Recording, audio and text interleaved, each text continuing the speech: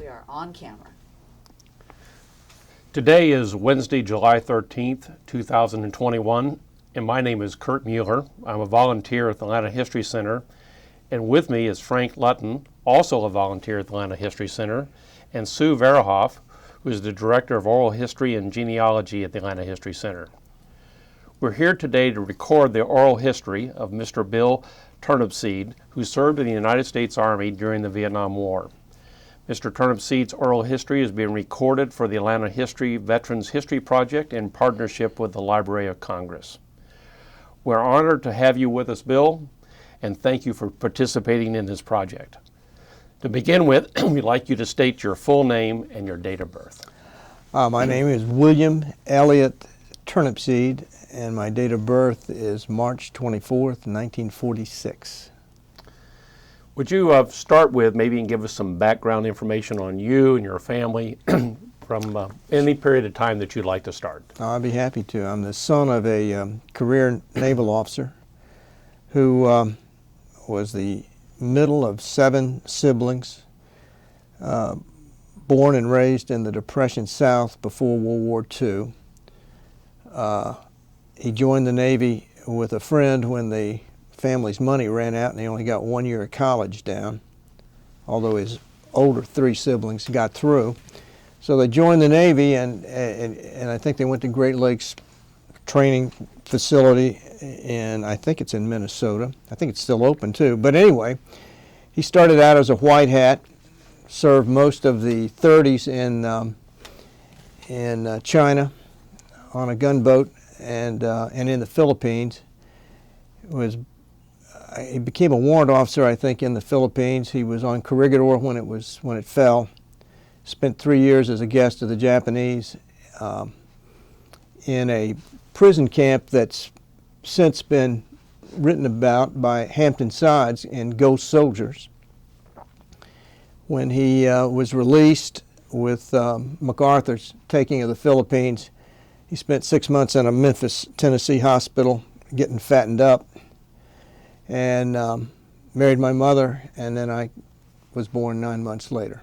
Not an unusual story, replicated thousands of times. But I grew up in the Washington D.C. area. My father retired as a commander in the Navy in 1958, and then he worked with a defense contractor, one or more, in the Washington area while I got through high school. My brother and I got through high school. I have a brother 2 years younger than I. And then he finally retired, I think, when he was around 68 or 70, a second time. So I grew up in the Northern Virginia suburbs. I went to the University of Virginia. This was right during the Vietnam War. Was initially an Air Force ROTC as a first-year person at UVA. Didn't like it, dropped out, and hoped that the war would be over. Well, as a junior, it didn't look like it was going to be over, so I attempted to get into Navy ROTC. And then took my physical when I was a 4th year, when I was a senior, and failed it because I was colorblind. So I went ahead and graduated and enlisted for OCS in the United States Army, I guess 2 or 3 days after I graduated. And I did basic and AIT at Fort Dix, New Jersey, commencing in September of 1968, and went to Infantry Officer OCS in Fort Benning, Georgia, in February of 1969, and was commissioned as 2nd lieutenant on August 9th of 1969. My first billet, if you will, assignment was to Fort Carson, Colorado. In Colorado Springs, I served as an assistant S4 at brigade for a couple of months, and then went down to a platoon, and then was the 2nd or 3rd in my OCS class to get orders for Vietnam. And I learned that when I was on during a leave at Christmas I still remember the call I got from a Major Redmond, and he said, "Lieutenant, you know, there's been a change," because I'd already gotten orders to go to Fort Bragg for 3 months to military advisory school, and then I was going to Vietnam. But he called up and he said, "Lieutenant, there's been a change in the plans. They need you over there now. You can go to military advisory school over there." So I finished up the leave after the New Year's, and the next thing I knew, I was on a plane to Travis Air Force Base, and the rest is history. We landed in Bien Hoa. I went to military advisory school for 2 or 3 weeks. I don't remember, in Long Binh, and the next thing I knew, I was in Vinh Long province, where I stayed for a year as a military advisor with MACV. Let me back up a minute just and talk about, if we Sure. can, a little bit about you grew up in a military family. Yes, I did. Your dad, being a career officer, started off as a warrant officer, I guess, was enlisted warrant officer. Exactly. And then eventually commissioned. Exactly. He was commissioned, I think, as an ensign out of World War II, out of his experience as a POW. Knowing what was going on with the Japanese, particularly, was your dad a prisoner in the Philippines by any chance? Yes, he was in Cabanatuan, which was the prison camp that's an hour north of Manila, and that was the prison camp that Hampton Sides wrote about in The Ghost Soldiers, and that story was about the liberation of that POW camp even before Manila fell. And it was a fascinating story because it in a nutshell, it was orchestrated by a battalion of Army regulars and Philippine insurgents, and they went around Manila and liberated it from the north. The only problem was my father had already been he'd already been shifted to another POW camp in Manila, so he didn't get liberated then. He had to stay a POW for another couple of months before Manila finally fell with MacArthur's troops. But anyway, that book is one. It's a fascinating story of this liberation event, but for me, it was fascinating because it describes in great detail how that prison camp worked, and as I said, my father was there for 2.5 years. Did he share with you any of his experiences in terms of his time as a POW? Well, he didn't share it so much orally, or because he didn't talk too much about it, but he did write a diary of just everyday events, and it wasn't every day, but I guess, and when he got out, he typed it all up at the request of the Navy, because it went into the Defense Department archives with every other diary that every GI did, and so it's kind of interesting, just the day-to-day things, just staying alive, because they grew, for example, they grew their own food. They, many of the people in the POW camps were people like himself. They were just farm boys, so they know how to grow a garden. If they could get the seeds. So him and hundreds others, would maintain these gardens, which kept the camp going in many regards, from what I understand. And so Hampton Sides' book just makes the shortened entries in his diary even more interesting, because it fills out, you get the big picture, you get the context in which some of his comments, day-to-day things, that he would note. I spent all day, pulling sweet potatoes. That's what you'd read sometimes. I mean, it wasn't, this was no glorious thing out of a movie like Great Escape. This was just trying to stay alive and being excited when you got the occasional Red Cross package from home.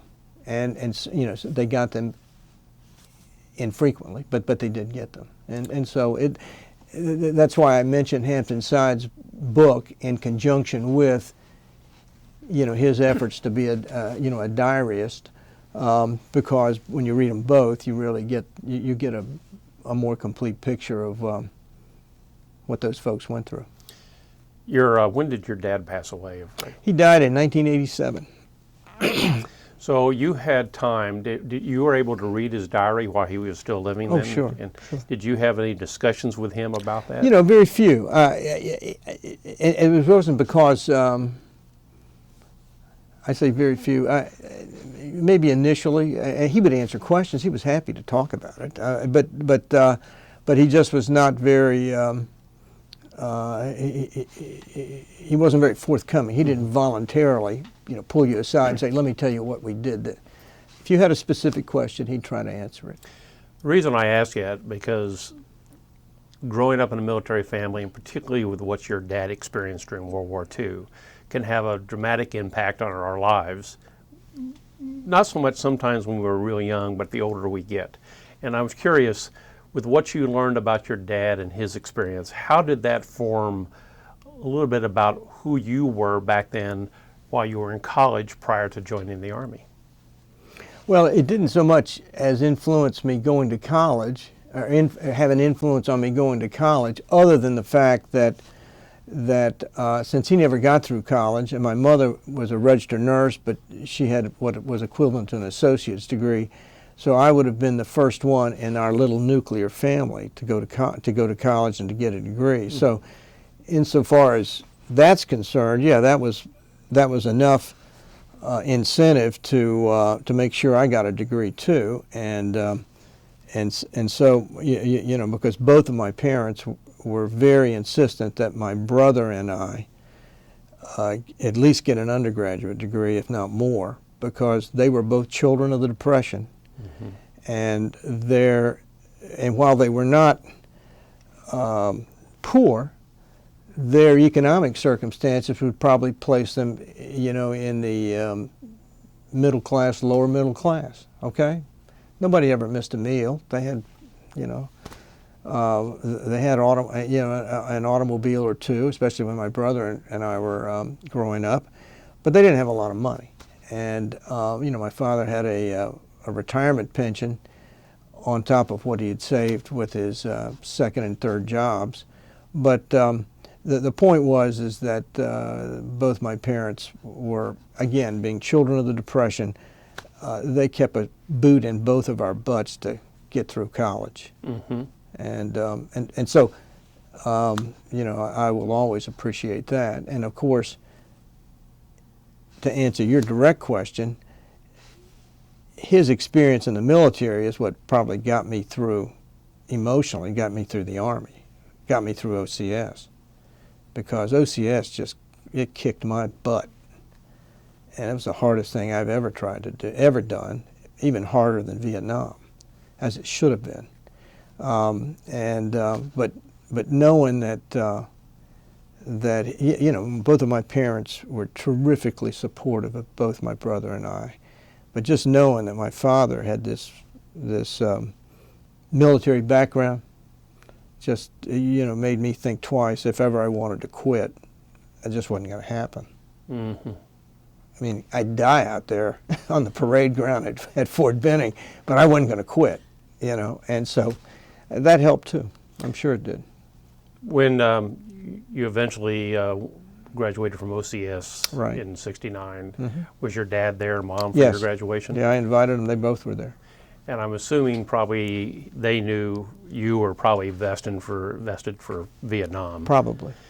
When you eventually got orders for Vietnam, did your dad communicate to have any sayings to you at all, or what kind of reaction did he have, knowing that you were getting ready to go to war? Well, that's a good question. His reactions were fairly muted, quite frankly.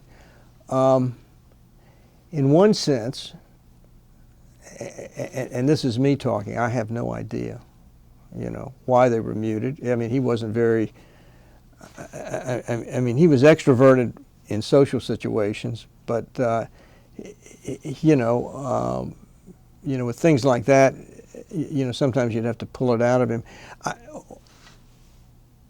what I think, and again, I don't know, but I think that, he always looked to the commander-in-chief as being right. This is what that was his mindset. Well, even in those days, Vietnam was terrifically polarizing, and he supported the war, I think. And not that we had that many discussions about it, because we often differed on it politically. But part of the reason for his muteness, perhaps, is that, well, maybe this shoe finally came home to roost, or this chicken finally came home to roost, and now his firstborn was going. And again, I'm just speculating. But I think he had to kind of deal with that himself.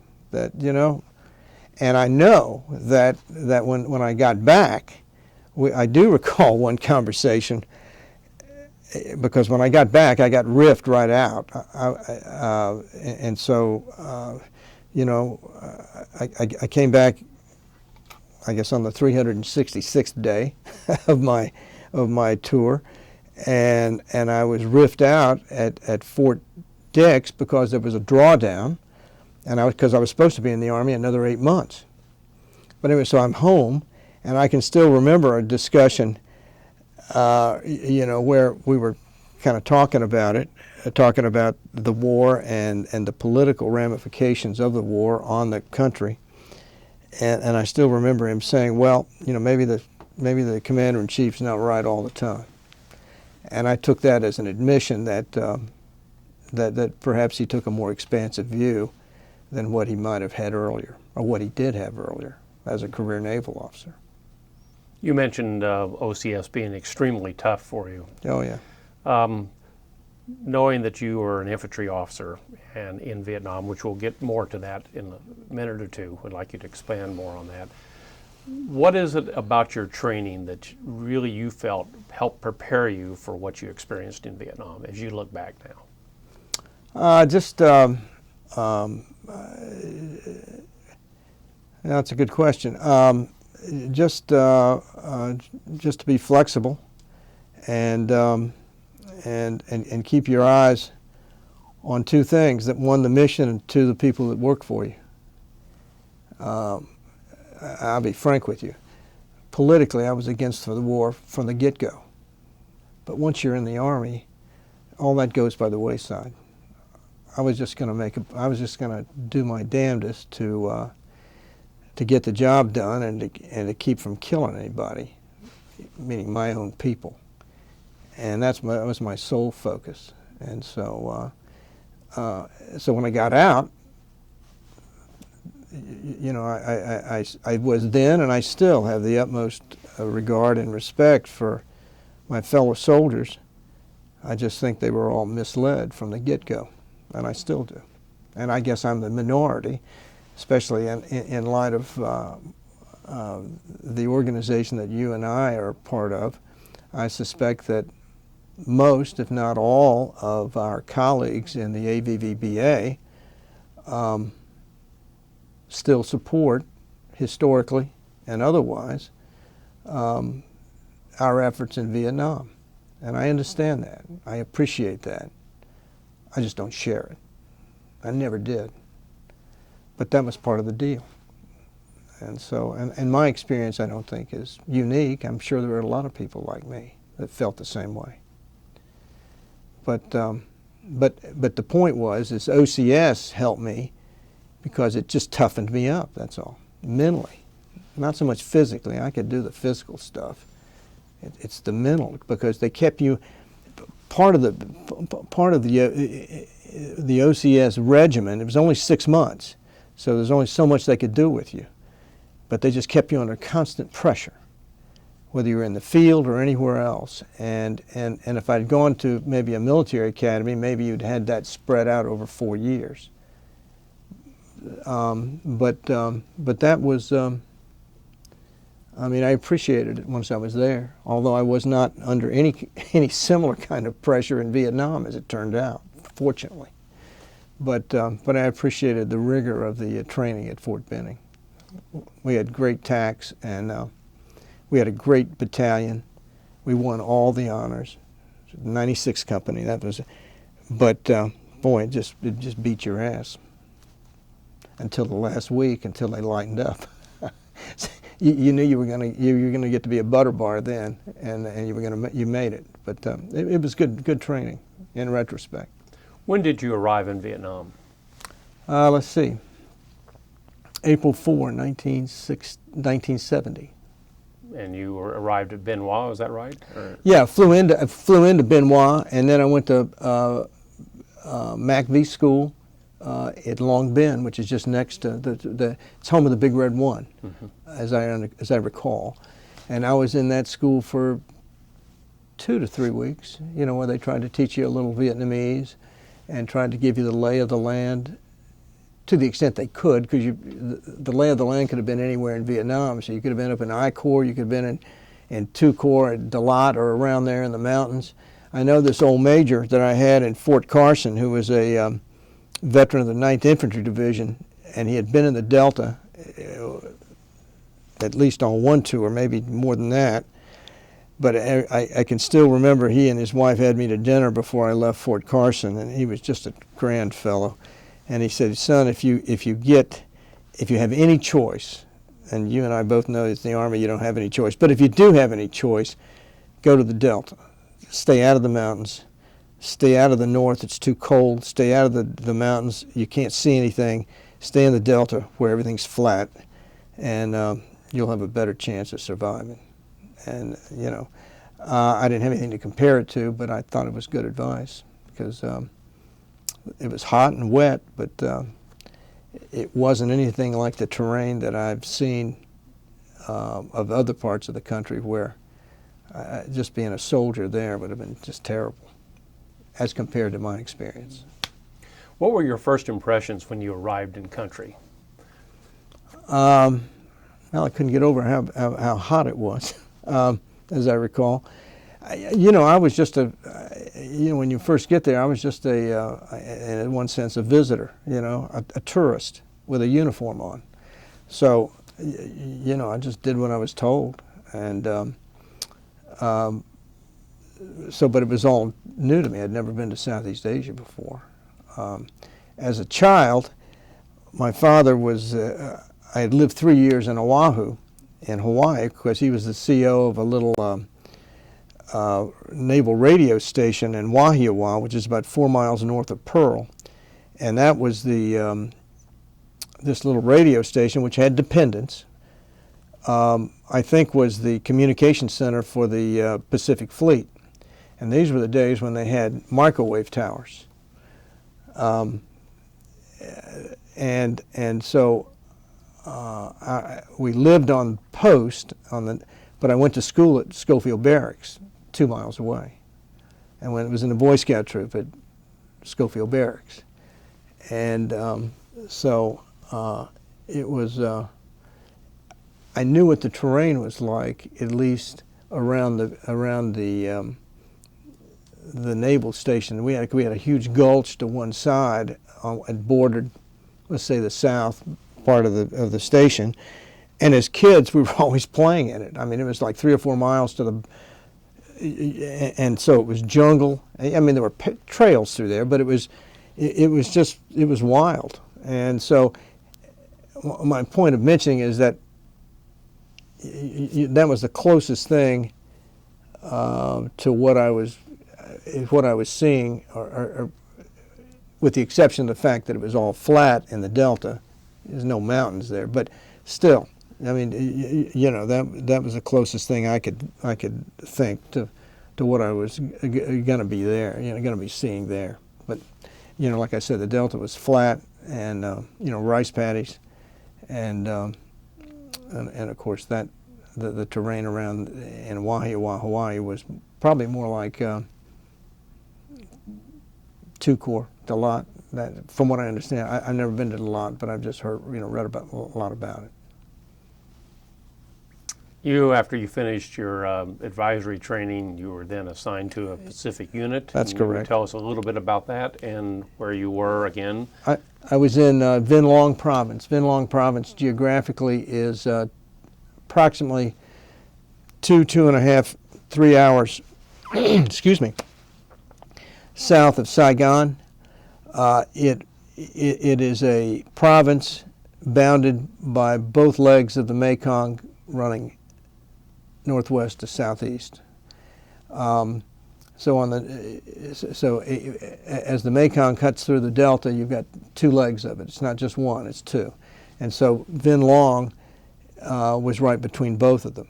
And I've served Vinh Long. The city of Vinh Long was just a little, I guess, a little river town. I guess that's the best way to call it. A little river town on the north leg, and it also had a. That's where the MACV province headquarters was located. Also, fortunately for all of us, there was an airfield there with an Army aviation battalion. So, we constantly had access to air support if you needed it. I mean, they had gunships and Hueys that you could get in the air in 5 or 10 minutes if you really needed them, and so that was good. That was good because we had a lot of ARVN in that part of the Delta, and they were in constant need, for air support, and so that was geographically that's where I was, and I was assigned to a mobile advisory team, a MAT team. And that meant I was the second in command. I served for a captain who was from Augusta, as it turned out. And we had a medic who was a senior NCO, and another NCO, and an interpreter. And the purpose of a mobile advisory team was to help create mobile, let's say, village defense plans to enable and hopefully enhance the capability of the locals who weren't VC themselves to defend themselves, both from within and without. And this was during the John Paul Van days of winning hearts and minds and turning everything back to the the Vietnamese. And so that was the purpose of these MAT teams. And that was our mission. It remains to be seen whether we actually accomplished anything militarily in retrospect. But that was over the course of a year. I lived in 4 or 5 villages with with those personnel around me, and. Then my CO, this captain, he went home on a hardship, this or that, and I was made the head of MAT 98. I think that's what it was. And fortunately, I had a guy that I was in OCS with just came down and got assigned to my team. So, I knew him real well, and we've remained friends ever since. And But we did the best we could with what we had, and when I say that, we didn't have very much. Meaning, we were supposed to train these farmers and these rice farmers and others in how to be citizen soldiers, if you will, and yet the weapons they were provided all came out of World War II. There were BARs, carbines. What's the? I'm blanking out. The Army rifle that in World War II. It's not a carbine, but it's a heavier gauge. I forget the name. An M1. That's what they had. So here's what we had. We had these, and this is not in every village, but I don't think we had one village where we had M16s available for the use of the locals. Now, there was a county, I say a county, the province was divided in counties, and the county team was more professional soldiers. They had everything. But our job was to try to get the locals up to snuff, yet we weren't provided with any weapons with which to do so. It was completely absurd. We were, and I can still remember taking, getting a deuce and a half requisitioned from because we were close to the Vinh Long, town, regardless of what village. I mean, we were never more than 5 to 10 miles away in either direction, and getting a deuce and a half and taking some of these farmers out to the airfield and firing them on, to see if they even know which end of the gun to shoot with or the weapon to shoot with, and we didn't even have enough ammunition for that. I mean, it's tough getting ammunition for a carbine, or for an M1, or for a BAR. I mean, I'd never even seen any of these weapons even in any of my training, perhaps with the exception of maybe a carbine. But we scrapped around and we were able to get some, but that was a real problem with the military part of our mission where we were. I have no knowledge of what other MAT teams experienced anywhere else. I hasten to add that. But that really handicapped us from being effective in trying to train these people. Just give them the elementary parts of just having, of firing a weapon and having a weapon they can rely on and rely on in actually hitting what they're aiming at, because that's the basic, that's the very basic. So that was an interesting part of the deal. On occasion we'd go out on ambushes with these folks. They'd carry their carbines and their M1s, and we would just say, please, dear Jesus, let's not get into anything that's heavy, because they just didn't have it. And we didn't. A couple of times, the only combat that I saw was when I was with the county team, and we were out on patrol and got into it, and these guys were professional soldiers by comparison. And we had air support, and so my experience, I was spared from the carnage that many of our colleagues experienced when they were with American units. In fact, I've always thought, in retrospect, that, and I thought that, I had hit a string of bad luck by being the second or third in my OCS class to go to Vietnam.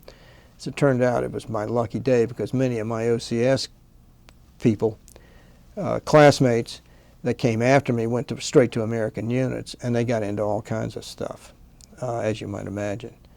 And I was spared that for two reasons. One, where I was, and two, part of the conventional wisdom was, as much as we criticized afterwards, of course, President Nixon and Henry Kissinger for the invasion of Cambodia, the conventional wisdom was that invasion cut down the flow of arms via the Parrot's Beak into the Delta. And therefore, that year that I served in Vinh Long, we only had 2 Americans killed the entire time. We had not many, but some were wounded on operations and also aviation-wise. But it was incredible, just incredible. We only had 2 Americans killed, and those weren't in combat. One was in a car accident. Some lieutenant turned over a Jeep on a wet highway built by the Corps of Engineers, gorgeous 2-lane highway. Water pooling on fresh asphalt. You go too fast. It can be problems. And another lieutenant was killed as a MAT team leader. And we listened to this happen. It was like an ambush. We listened to it on a radio, because we were always at night. We were listening to the radio that the comp was all through the province, and it sounded like an ambush. And we later learned that it was an ambush, but it was a fake ambush, and that he was killed because he had done what we'd always been told in military advisory school: don't mess with the women in the village that you're working in. And he happened to violate that tenet, and they took him out. Nobody else in his team was hurt. So the message is we only had 2 Americans killed the entire year in my province, and that was a blessing, because other provinces in the Delta were hot, especially down toward the real south, and they were getting into it all the time. But I was lucky. So within the area that you did work with some regular ARVN units. Oh, yeah, not ARVN. I worked. We had ARVN and we saw them, but I didn't work with them. I worked with the county troops that were well equipped, and these were soldiers. And I went out on several operations with them, as much out of boredom as anything else. And they were not assigned to a specific ARVN unit? No. They were their job was to support the villages and to also undertake independent operations based on intelligence that they were privy to, that we weren't necessarily privy to, and they worked with the ARVN on occasion. But they were some fine soldiers. In the county, the county troops that I went out on operations with from time to time. But again, our job was not to go out with the county. Our job was to supposedly shore up the ability of these citizen soldiers. These well, to call them soldiers is an exaggeration. These rice farmers. God love them. I'm not being critical at all, but that was our job, was to try to help them defend themselves against the VC. But the irony, and I guess you could say the tragedy of it, was we were never provided the weapons. They were never provided the weapons, excuse me, with which to do so. And that was, so our military mission, for all intent and purposes, was a failure. I mean, let's call a spade a spade. So, but that was the whole point of it, though. And I'm sure there were I have since read a book by called "Once a Warrior King" by a fellow. His last name is Donovan. It was published in the middle 70s, and I know you can still get it on paperback through Amazon, because I just ordered a couple of copies and sent them to my friend who was my second. He's retired in Texas, and also to another fellow that I was in undergraduate school with, who was in the province the same time I was. He was he went through a different OCS battalion than I did, but he went about the same time I did, and so I know you can buy the book, and it tells a far different story of a MAT team in a hot province where they were just getting shellacked all the time. And but by contrast, that wasn't my experience, and I'm grateful for that, for the reasons I've stated. Did you replace someone in your MAC advisory unit when you? I filled out a team as second in command to this captain, and when he had to leave, he had a divorce or something he was going through. They elevated me, since I'd already been in country for 3 months, and then they gave me a second in command who was my friend, that I'd been in OCS with. So our full complement was 2 officers, a medic, and an interpreter, and 1 other NCO. A lot of times we existed with just the 2 officers, the medic, who was a first sergeant, and an interpreter. And our job, when we went from village to village, we would have to, we would get significant help from the local villagers in building a hooch and a bunker if we ever came under fire. But we spent a significant amount of time, building showers, latrines, all the stuff you need, because that wasn't, that was on us to take care of. We didn't have anybody, coming from the airfield to build anything, but we built a lot of it ourselves.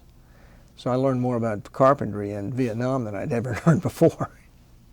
How were you received by these people that you were supporting? the You know, farmers? by and large, they were very nice. Now, I don't know whether they were nice because I suspect part of the motivation was they were told by the village chief, and he was probably told by other higher ups that you know, your main job is to keep these people from getting killed. So that might have been one reason they were friendly, but you know, we tried to reciprocate it too. You know, for the most part, our interpreters were okay to good. We had some bad ones, but you know, I learned just a ton about people in that rural economic circumstance, which in many regards the Delta was like America was in the 20s in the South. You know, these people were just dirt farmers, except they've got mud. I mean, they've got rice paddies. We're dealing with a different crop, of course. And they had very little. And they ate their diet was pretty good, I think. I mean, it was rice, of course, but they had ducks, and they had, and so they ate a lot of, not a lot, but I know I ate a fair amount of duck when I'd go someplace. Of course, they might have put out the, you know, everything, killed the duck and boil the duck and put it over the rice, and that was a big thing. But we didn't see anybody, at least in our villages, that were undernourished. They might have eaten the same thing 2 or 3 times a day, but they seemed to have plenty to eat because they knew how to live, and they knew how to take care of themselves if given the opportunity to do so. If they weren't paying every dime they made, you know, to the VC, which is that was one way the VC would reportedly, you know, lower the hammer on them, is that they, you know, they tax them, and that's how the VC lived too. But they taxed, you know, the locals, but they were very nice, and we tried to reciprocate in many ways, because being within 10 or 20 miles at most from Vinh Long City, there was a hospital there. And we had Air Force surgeons that worked day and night there.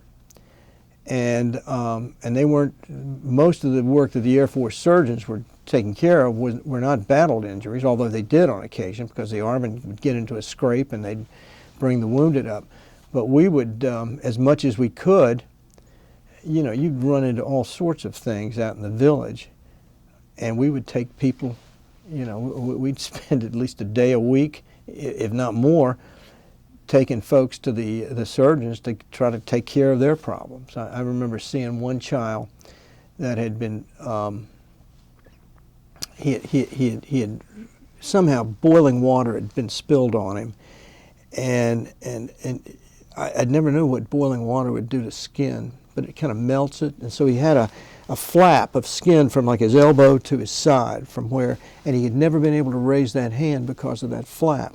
Well, we took him in there, and those surgeons cut that thing away and wrapped him up, and that kid had the use of his arm for the first, you know, he was maybe 6 or 7 years old. He had the use of his arm for the first time in his life in about a month. And it was just things like that. Things that you might run into in rural America with very little health care. You ran into it in the area where I was in Vietnam all the time. And you know, if a woman was going to have a baby, and we were told by the village chief, we would take her into the hospital, because her stay there would be much more comfortable, and it was safer for her to have a baby at the hospital than it was out there in the boondocks if something went wrong. And so, you know, that was part of the job too, and that was part of the job that you really felt like you were doing something, as opposed to the military part of the job, which in many regards we tried to do something, but in many ways we failed. But so I just learned a lot just having the opportunity to live with just these villagers, and of course it took its toll, because they were always trying to, feed you, and they were, they were always nice, and because they were always trying to get the lieutenant drunk. So what do they bring out? Boxy Day, the rice wine.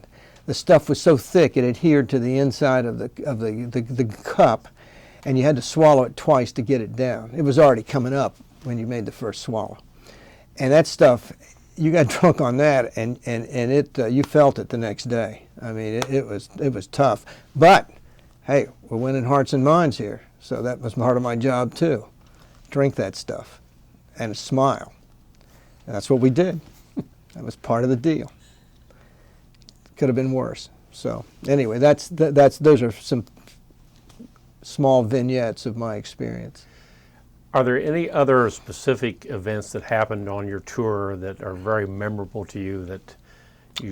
Yeah. The one was being with the county team, and we were just, I just know, and when you're out at night, you're going on, it's just dark as pitch, and I can remember, and I still remember this, because if I'd been standing up, I might not be here today, but we were squatting down because we were just taking a break, and all of a sudden there were all these tracers coming overhead, and it's terrific noise, and then the guys to our back opened up, and then it was silence.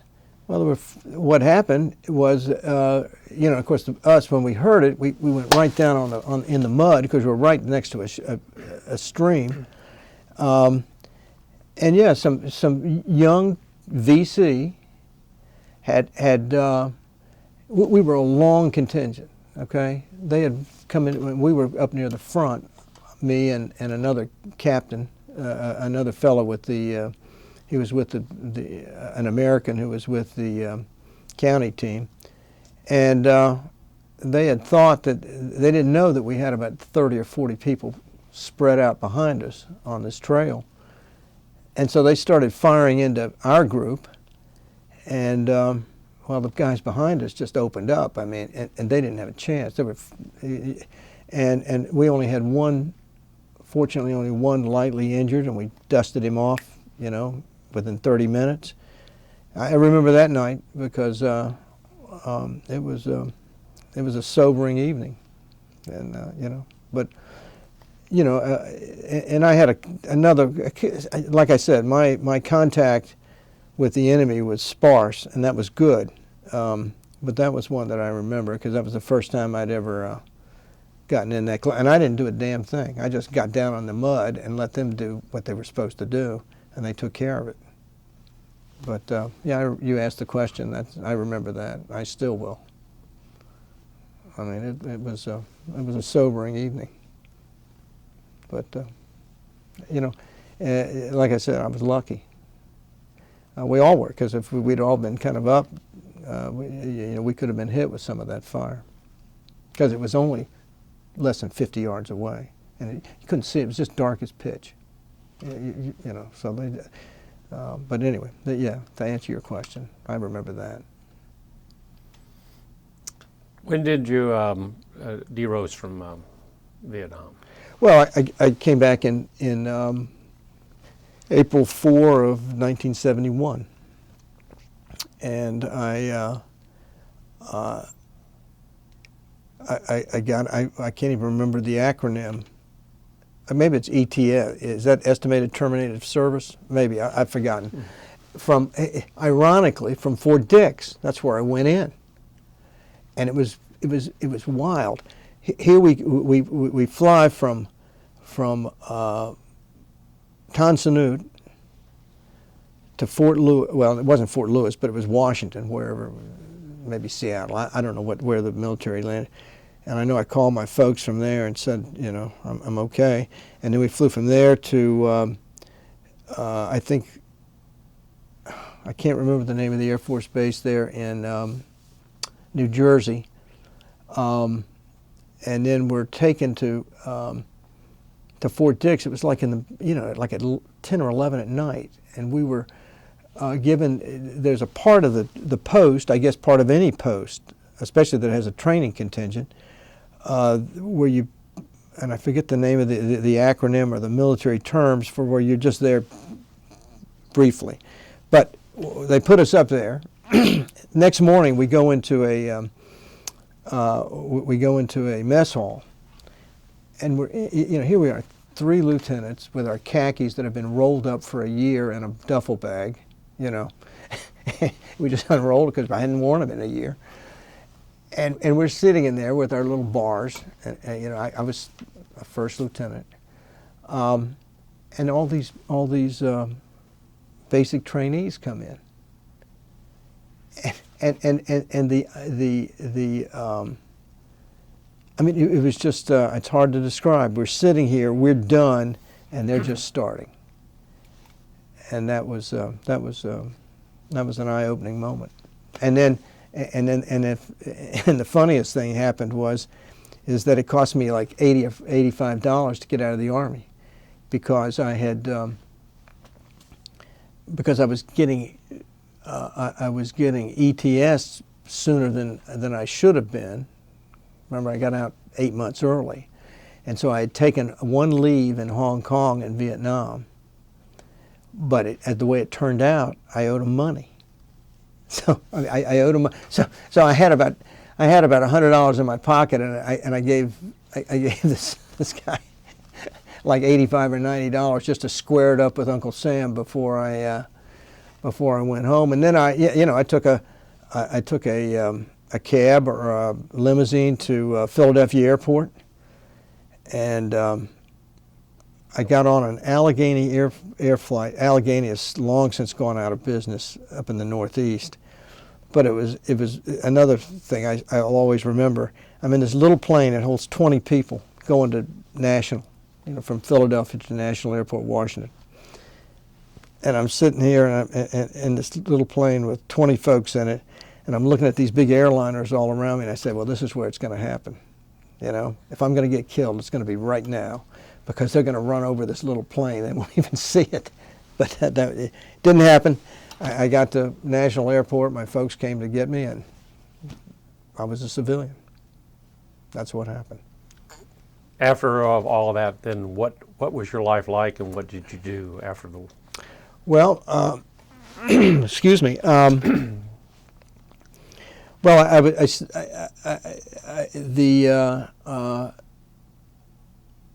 I started frantically trying to get into law school, because I got out earlier than I thought. I didn't think I was going to get out till August, and the interesting thing was, I still remember I had applied only one place while I was in Vietnam, and in fact I took the LSATs in Saigon.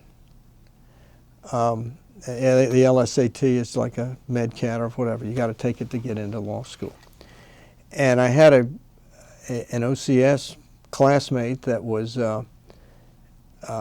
was an accountant by profession, and he was assigned to MACV up there to deal with Vietnamese money in some way, piastres. I don't know what he was doing, but he had a BOQ, and so I went up. I flagged it because I was right, near the airfield. There were planes going back and forth to Saigon all the time.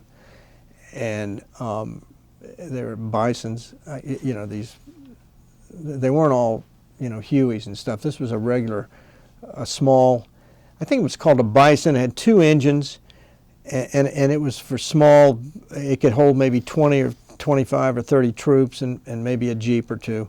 It wasn't a C-130 Hercules. I'm not even sure that airfield could have handled a Hercules. But anyway, I took a ride, I signed up for it. I was supposed to be at an education center in Saigon on such a date. So I got a ride up, met with my friend, spent the night with him, went in the next day. There were a bunch of GIs that came in. It lasted 2 or 3 hours. I got a ride back out to the airfield and went back to my MAT team.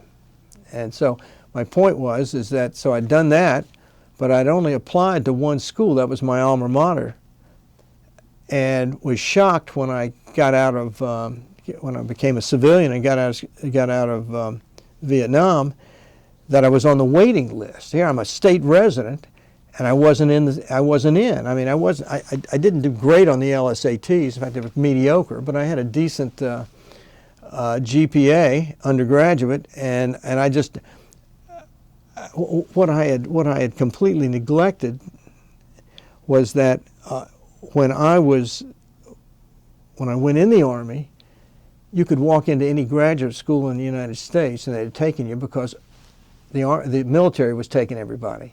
Well, people had already started coming back, and all of a sudden admission standards had started going up, and I got caught in all that. So you asked what I did. So I spent, when I got on the waiting list, that's another, that's a short form for saying you're not in.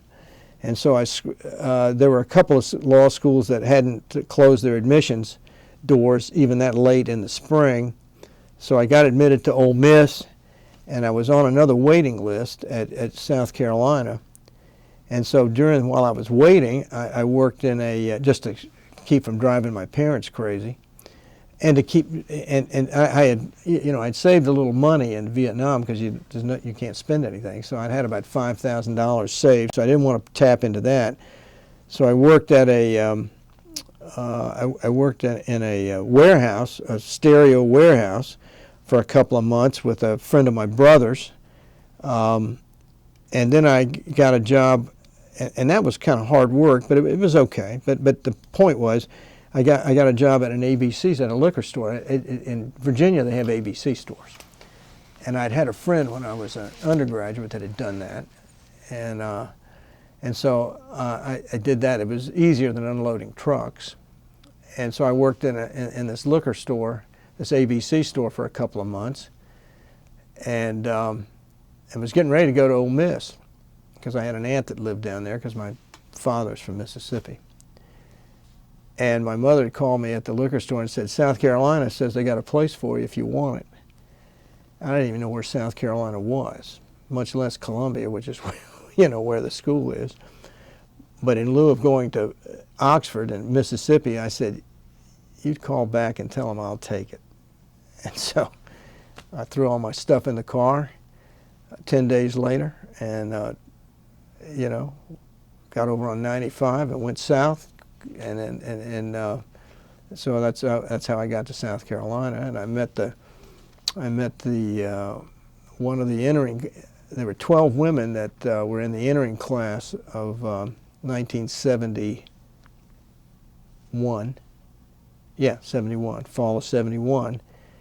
And I ended up marrying one of those 12, when we graduated. And so she got the first job with EPA here in Atlanta, and I just followed on her coattails and stayed that way ever since. So that's my life story in a nutshell.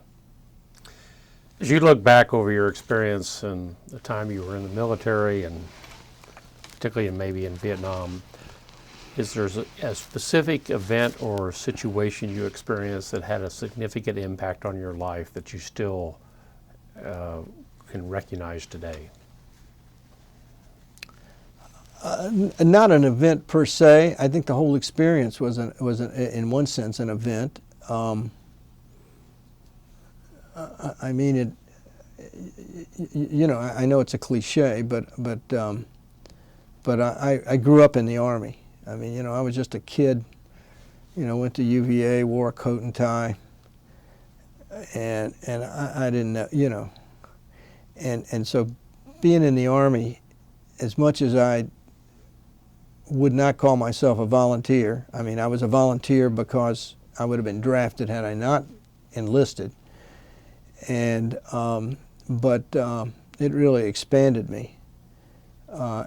And I give full credit to the Army for that. I have the utmost respect for the Army, and the utmost respect for, all those NCOs that trained us. For the most part, they were squared away. But for the institution itself, my regret is that institution and other military institutions have been so misused. By administrations starting with Vietnam, and you see it replicated in Afghanistan, Iraq. The same. It's deja vu all over again. If you want to read a good story, and this is an aside, it doesn't answer your question, read the book by Tom Ricks called Fiasco. It's about our Iraq adventure. I mean, you read that and you say, yeah, we haven't changed. This is Vietnam. The lies, the prevarication, the misrepresentations, and then the sacrifice and blood and treasure, all in pursuit of these lies. It's very depressing, but what is encouraging to me is that the military stands strong regardless, and I'm very proud of that. But our history is not necessarily something to be proud of, because I think it's these sacrifices have been made on the backs of military men and women and their families, and you always want to think that these sacrifices have not been made in vain. Unfortunately, many have, and history's already being written to that effect. Unfortunately, many of our colleagues don't disagree, especially with the hoorah that came out with the Ken Burns Vietnam documentary. I don't know if you saw it, but I did see it, and I thought it was fairly balanced. Of course, I've already told you my political leanings, but understandably, many of our colleagues think it was very biased, unfair, and inaccurate. And certainly, I respect their opinions for that, but I just disagree. And but that's their reaction is understandable, because many of them suffered far more. I mean, they suffered. I didn't. I got out of Vietnam, skated through it by comparison, and I know that. And so their reaction is I appreciate it completely. They saw death, they saw carnage, they saw the worst. So how do they justify this sacrifice except by blaming Walter Cronkite, the press, Jane Fonda? Let's see, who else is a boogeyman that caused us to lose Vietnam? Right? Those are the main ones. I disagree with that view, but I certainly understand it, and I respect it, because we all have to live with what we have to live with. I just disagree with it, that's all. That's the end of my speech. It was very interesting, and particularly of understanding how a MAC advisory team works. This is for some of us who are not familiar with it. Sure, and I think that's what will be a really value. But also your whole story with your family and all that has been very, very interesting. I would ask maybe Sue or Frank, either one of you have any questions for him before we leave? Just one. Yes, ma'am. When you came home, what was your experience? I know you got in school fairly quickly. Did you have any negative reaction from people that you associated with, family, friends, or strangers, about being a soldier? None. None. And I heard all these stories.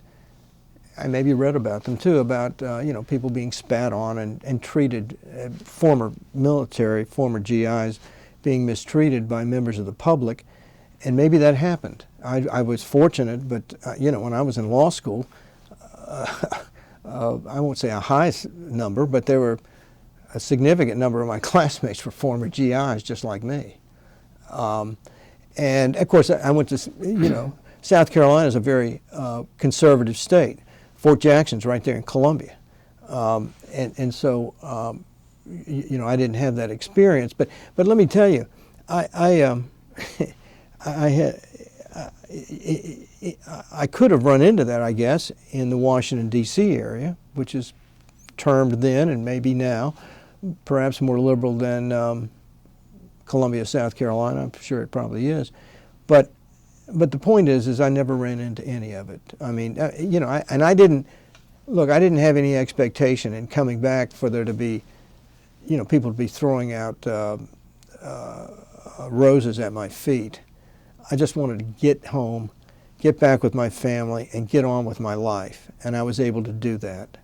And I'll be forever grateful for having had that opportunity, because there's so many others that wore our nation's colors didn't have that opportunity. Like 55,000, 25,000 of which died after Richard, I'm going to end the war with honor, got elected, which really sticks in my craw. But it'll stick in my craw for as long as I live. So, but I was lucky. And so I'm, you know, if I sound like a curmudgeon, I don't mean to be. And I didn't mean to preach either. But I feel pretty strongly about Vietnam, as you might imagine. Thank you very much. Thank you for having me. Thank you for your service and welcome home. Thank you, ma'am.